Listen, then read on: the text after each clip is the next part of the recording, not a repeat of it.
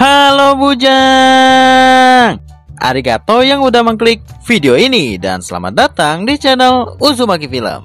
Channelnya zomblo friendly banget. Kok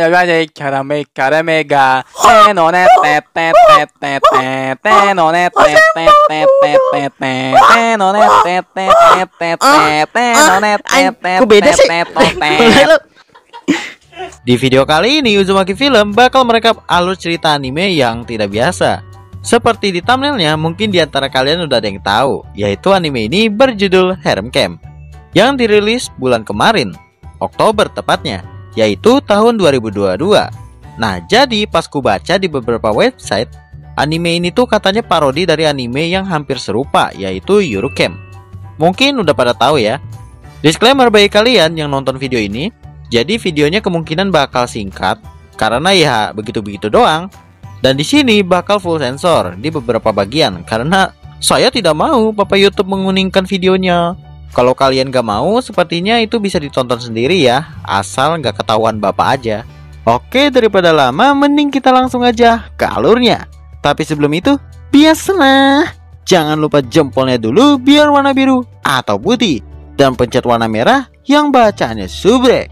Tapi kalau udah warna abu-abu itu udah wena bet dah, swear. Ya udah, kita langsung aja gas ke alurnya.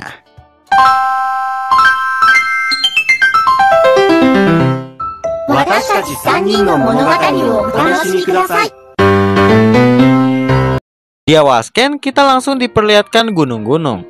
Maksudnya 3 orang ciwi, yaitu bernama Minami Aki, Sayonji Toko, dan Natsuki Kitamura. Nah, jadi ceritanya mereka bertiga ini lagi mencari temennya yang ketinggalan. Lalu mereka melihat ada sebuah cahaya gak jauh dari situ. Ternyata cahaya tersebut adalah tempat camping seorang om-om bernama Yamamichi Kensuke, seorang zomblo akut yang mengharapkan ada ciwi di tempat campingnya. Ya, baru juga berharap 3 ciwi itu datang meminta bantuan buat numpang sebentar di tempat Kensuke. Tentu melihat pakaian dari ciwi-ciwi itu agak membuat Kensuke traveling. Cuma setelahnya Kensuke tahu kalau mereka bertiga masih pemula, karena udah tahu camping ya kan, pakaiannya begitu. Jadinya Kensuke menawarkan nginep di tendanya. Baru juga om-om ini senang, muncullah salah satu teman mereka bernama Toma Haruki, yang gendernya masih misterius nih. Di dalam, pas lagi pada tidur, Kensuke terbangun, soalnya ya sempit, tenda buat 1 orang diembat 5. Kensuke yang merasa di sampingnya adalah Minami mencoba grepe-grepe karena sikapnya udah baik sama dia gitu. Cuma pas dipegang ternyata itu adalah Haruki. Saat doi lagi kesel, Kensuke nyadar kalau Haruki seorang ciwi. Namun di situ Haruki nggak mempermasalahkannya karena mungkin Kensuke lagi mabok. Tapi bukannya pergi, si Kensuke malah bablas baik. Terus terjadilah adegan grepe-grepe di tenda. Sesudah melakukan itu, Haruki sebenarnya marah. Cuma gara-gara dipuji kawaii doang, sehingga nggak jadi marahnya. Lanjut, keesokan harinya mereka pun sarapan bareng. Terus Kensuke ngasih tahu kalau mereka pengen berendam, ada sebuah pemandian air panas nggak jauh dari tenda. Terus mereka berempat pun OTW. Di perjalanan, Sayonji merasa ada yang aneh sama Haruki. Kok diem-diem baik ya? Sebelum belok di jalan percabangan, Minami bilang kalau ada barangnya yang ketinggalan. Jadinya meminta mereka untuk pergi duluan. Di tempat pemandian, Kensuke ternyata sudah standby di sana buat melihat pemandangan. Tapi tiba-tiba muncul Minami yang dimana doi sudah tahu niat dari Kensuke, sehingga Kensuke yang malu mencoba menghindar. Si Minaminya malah ngikutin. Terus habis itu terjadi adegan ngubrak-ngabrik. By the way, Minami ini sepertinya sudah berpengalaman. Setelahnya Minami ngomong kalau dia tahu apa yang dilakukan Kensuke sama Haruki kemarin malam. Dan diharapkan semoga mereka nggak bertemu lagi demi kebaikan bersama. Waktu pun berlalu, scan berpindah di sekolah. Kensuke terkejut karena dia sebagai guru pengganti malah harus jadi pembimbing mereka berempat. Di atap, Kensuke harus diospek lebih dahulu oleh Haruki karena ya kejadian sebelumnya lah. Cuma di situ Minami ngebela dengan ngasih tahu Haruki kalau Kensuke bakal menjadi pembimbing eskul kemah mereka. Soalnya cuma Kensuke doang yang ngerti begituan. Lalu terpaksa Haruki pun setuju. Tapi syaratnya adalah Kensuke harus menjadi babu juga. Di ruang eskul, Kensuke untungnya mendapatkan bantuan dari Natsuki buat bantu beres-beres. Namun ada satu momen di mana saat Kensuke lagi megangin tangga, nggak sengaja melihat CD milik Natsuki. Cuma Natsuki di situ membiarkan aja, malah nawarin nyuruh ngeliatin terus. Soalnya Natsuki punya alasan, yaitu demen dengan Kensuke. Kemudian terjadi adegan uhui, tapi bukan ngubrak-abrik ya. Sesudahnya pas mereka bertiga pada balik, ruangan eskulnya udah pada rapi, seperti tak ada kejanggalan. Lalu Haruki memberikan info kalau minggu depan mereka akan pergi berkemah. Tentu Kensuke keberatan dong, tiba-tiba mendadak cuy. Apalagi peralatannya di dia semua gitu. Tapi ya udah, demi menjadi guru pembimbing yang baik, ya dilaksanakan. Kita time skip seminggu kemudian, pas mereka sedang membangun tenda buat kemah. Yang awalnya nggak pada bantuin tuh, cuma nyuruh-nyuruh doang bisanya. Namun pas ngelihat Natsuki, akhirnya ya pada bantuin. Di dalam tenda, Minami melihat kok Natsuki sama Kensuke sepertinya lagi deket banget gitu. Sehingga saat Natsuki keluar, waduh, si Minami mancing-mancing ya guys ya. Jadinya Kensuke yang udah gak kuat iman, langsung hajar aja. Berhubung lagi pada masak ya kan. Setelah melakukan ngubrak-ngabrik dengan Minami, mereka pun makan bareng. Tapi ya gitu, kayak kurang sreg sama Haruki. Malahan Kensuke dilarang tidur di tenda, mending di mobil katanya. Ya daripada berantem terus, Kensuke punya ide, mending mereka semua pada mandi dulu dah. Sebenarnya ide itu ada alasannya, yaitu Kensuke pengen ngelihat pemandangan secara wow gitu. Berhubung pemandiannya nggak campuran.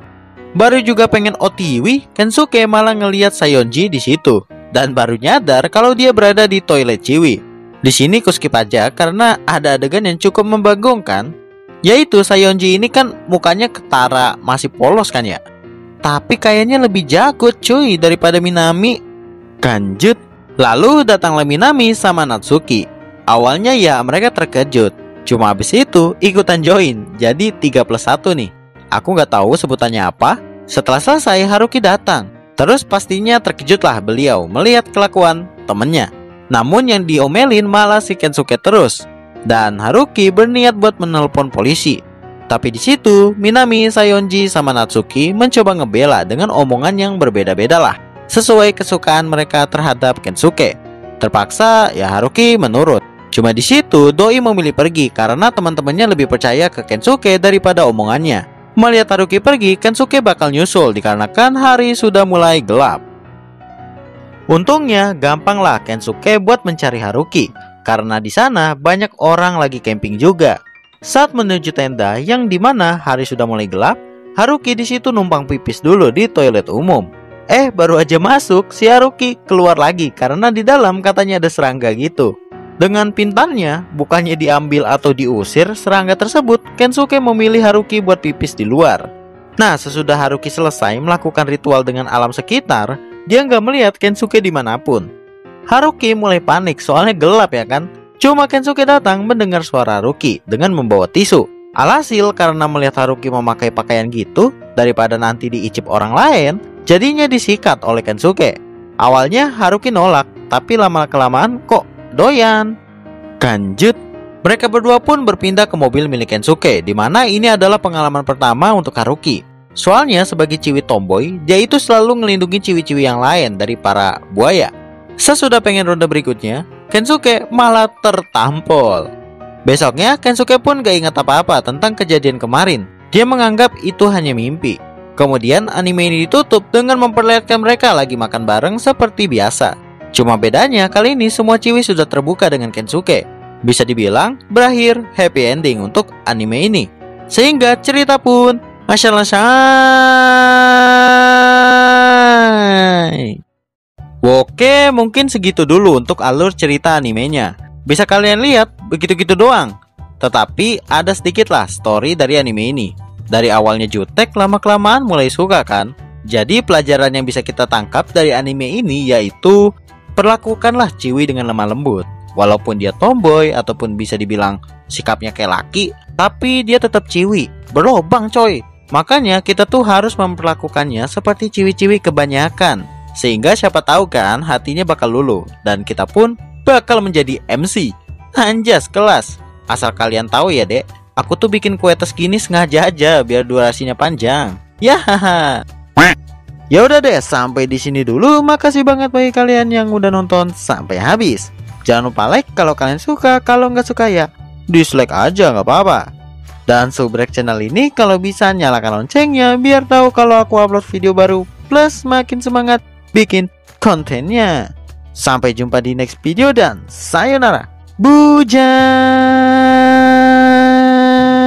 tempat dinding jos.